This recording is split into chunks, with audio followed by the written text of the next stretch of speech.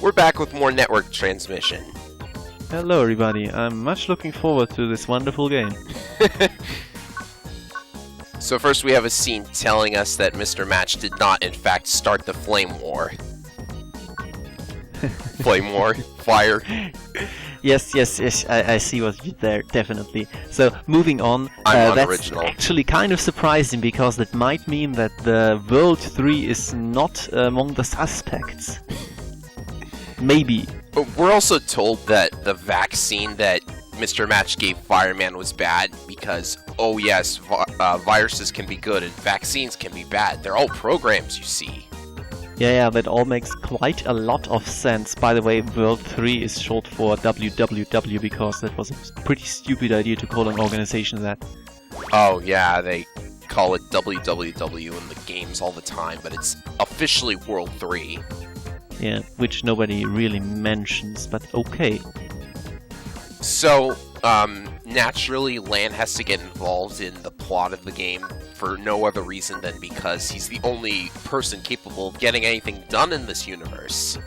Also, the alternative is more homework, and who wants to do that? Something I ask myself every day, but we have emails. Cool, more reading. That's fun, right? More reading. This one's telling us about default chips, which I already talked about in the previous video. That's why you skip tutorials. But yeah, it's not really...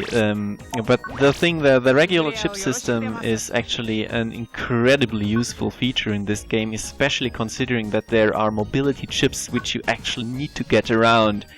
I have played quite a lot ahead by now, and I have discovered that yes, if you do not do this, you will cry bitter tears. Oh yeah, I should also mention that memory up item we picked up in the previous video, that actually increases weapon energy, not regular memory. You need a regular up for that. But we'll pick up a couple in this video. Yeah, I never quite pay attention to which is which because it just glaze over what I get, unless it's an HP memory. That's good. Yeah, that's really good. Also, hey, we got the roll chip. Yes, that is the only good thing Mail serves in the Battle Network universe, giving us the roll chip. Let's put it in our folder. Also, you get a closer look at my folder right now. It's not too different from any other starting folder in the Battle Network games, I guess. Well, you get Longsword right out of the starting gate, though. Which means that the PA was not entirely lucky last time. Bit of a shame. You didn't see me put the Longsword into my folder at all, though. Yeah, I'm pretty sure it's in the starting one, right? Yeah. I kind of like this check-in animation, but it's just a little bit too long for my taste. But I guess it's just to mask loading time, so yeah. Might be. Now that the fire is out, everything looks the same as it did before. Yay. That's a little unfortunate, but at least we can explore a little. Anyways, there's two paths. There's two paths you can take. The upper path and the lower path. The upper path takes us through the area that was on fire before. And the bottom path is new, but there's nothing of interest down there, and the viruses are very hard to avoid. There's like those rat enemies, and they're horrible. Yeah, they're incredibly badly placed down there. It's possible to avoid damage, but it's really hard. Also, I have to wait for dash attack again. Yes. See, this is what I meant with putting a movement chip on the regular. It's good to have a very good one like Mini Bomb. Never thought I'd say that. But if you want to avoid waiting, then better put the dash there. Not to mention that, well, a weird thing is that platform there that the mystery data was on, you actually can't dash attack to it while the net is on fire. I don't know why. Those blocks just mysteriously appear out of nowhere. Fair. Also, I tried to demo the roll chip, but she kinda... Well, this way you can demo 2 chips. Yes. I suppose you need to be facing the enemy for the roll chip to work, which is really silly. Pretty. But you also saw that, yeah, we're going through a bit of a tricky area right here. There are some of them in the game, and I hate it because it takes quite a while getting to them, and all of these spikes are of course instant kill. At this point anyways. Yes, at this point. So if you want to have goodies early, then be prepared to die here quite a few times. There are some that are incredibly dickish even this early on. And yeah, getting back here when dying once is not fun at all. Also, I thought you needed dash attack to get that mystery data. You don't. You can actually make the jump. You can slide jump too in this game, which surprised me a little, but it also does work, yes. So, did you get the rare Invis chip from this ghost? We will never know. Actually, I did. I'm telling you right now. Wow, that's pretty lucky. I never did. The thing that annoys me a little is that you can never tell which chip you just got. You have to go manual into the menu and check for the last chip gotten. Oh yeah, that's seriously annoying. There's a regular up. I think it gives 4 MB. It might give 8. Don't know. But I do like the small detail that the platforms stay after they've fallen down. Oh yes, that's very nice. It doesn't really matter, but it's cool detail. Gotta give credit where credit is due. Brand new area. Global Area 1 is exactly the same as Den Area, except with a new background and the same music. Yeah, it's really not much of a visual difference in most of the areas here.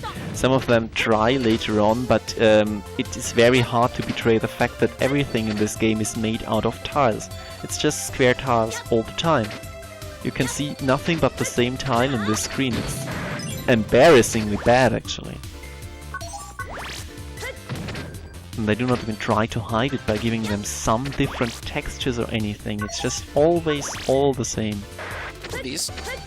Are these the same tiles as Den Area?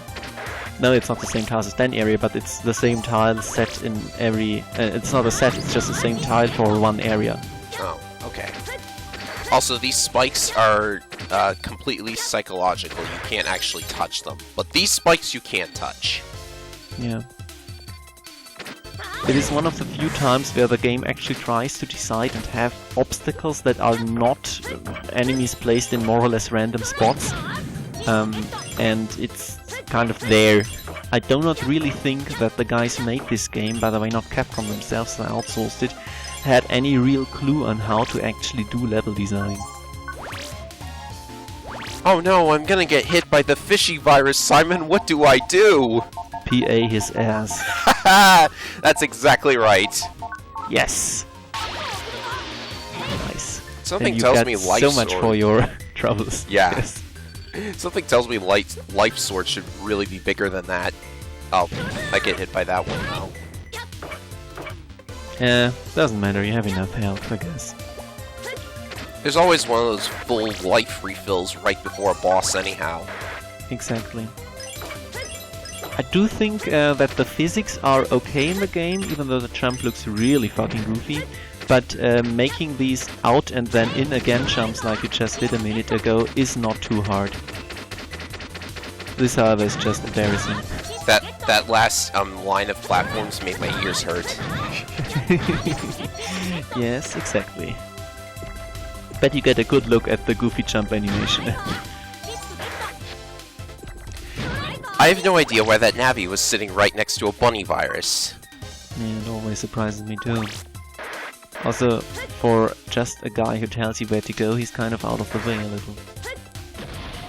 Maybe he's there just in case you get lost in this two-dimensional world. Yes, with no map, but it's really not hard to find your way around it, I think. You cannot fault it for that. Then again, that makes it kind of boring and kind of pointless to have open world gameplay at all, but details. Yeah.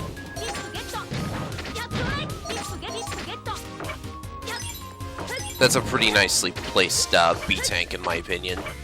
Also, yeah, I know every virus's official name. Good job, good job. That Matt always gets me, good on you for avoiding him. Yes. This is one of the enemies which you cannot really see coming and you have to react almost beyond normal human reflexes to avoid it. it's something I really do not like, but it also doesn't matter too much because you probably won't die of damage in the game. Yeah, you're more Later likely on, to maybe. fall down a pit. Oh hi. Hey, look, a completely new character who has never been seen in Battle Network before. This is Starman. He only appears in Battle Network beyond this point in Rockman EXE 4.5, which everybody played. everybody played, yes. At least they made, well, at least that means they made sprites for him, which means that Battle Network fan game could have him appear for no reason. Which is good, because then they could emulate the boss design of this game, and which is stellar, of course. Pardon the unintentional pun, because we're talking about Starman. Good one. Speaking of stellar, this is the best mini-boss. It's another Spiky. Wow. And he's quite the evil dude, because holy shit, I'm going around spreading evil vaccine. Evil vaccine. Well, he's making profit from it. And also making people evil, which is probably going to help. Well, if you I could- hate this number man. This number man, why? Because he has a lot of cool stuff, but he is so much out of the way. We have, since the tutorial dialogue, we have to go through the entirety of this video almost to get to him. Whenever I've saved up something, I have to go to him and buy the cool shit. And it always pisses me off. Why does he have to stand here and not something more accessible? Oh yeah, good point. Speaking of bad vaccines, guess who the next boss is? Is it Dex? I wish! Beat him up in real life. Give reason to the overworld sprite you have. Anyways, of course, Gutsman has gone nuts from taking that vaccine, like, about an hour or so ago. Spot how the rest of the early game plot is going to unfold. Hey, I gave my Navi a vaccine, now second strange shit's happening, can you help Mega Man? So I'm gonna buy a couple HP memories because Gutsman has actually a lot of attack power and there's no way to resist his attacks because he has no element. Yes, and he's also an incredible butt because this game's boss design blows chunks. In case I haven't mentioned yet already. Mentioned that a lot of times. And we've picked up the first Buster power-up! Hooray! Yay! So what are you going to upgrade? Of course it's attack, because charge level 1 is completely and utterly worthless. At this point, anyways. Yes. By the way, notice something? Dear viewers at home? Oh, you mean Completed that the loop. What? Yeah, we're back at the start here. Yeah, that teleporter actually just takes you to another place in the same area. Yes, which is back at the start. So the entire point of this was just to receive the mail from Pax to get the level 3 code. Why was there And also to tutorialize Numberman being there, I guess. I guess. Why was Which there a is stupid. security cube blocking level 2 anyways? Oh, of course, the same reason there was a security cube blocking much of Den Area 1. Yeah, and why does Dex have a level 3 code but Mega Man doesn't? Questions upon questions, really. Thought for a moment you couldn't hit that sortie from where I was standing, but it turns out you can. Yeah, hitboxes are surprisingly generous in this game. So there are a couple of items we could get by going up the ladder, but we'll come back for them later. Yeah, let's make a collection video and make this as efficient as possible, right? Right. It's not like it's much efficient to start with, but details. Still talking about this game after all. Mm-hmm. So I have no idea why I put Zap Ring in my folder. It's completely worthless. Terrible. Yes. Thought maybe you could show off something cool with it, but really it's not good. 20 damage? Come on. Cannon does 40. It does stun, so you can chain stuff. Like you could with a Buster attack and another chip, but the Buster is worthless until you upgrade it to almost maximum. I will say that I found a good use for it later on, and like I use it regularly after it's been upgraded to full. But in the early game where you could use it most, it's completely worthless. This game's difficulty curve is not existent. It's just a series of spikes that you're going to have to jump into. It's not fun.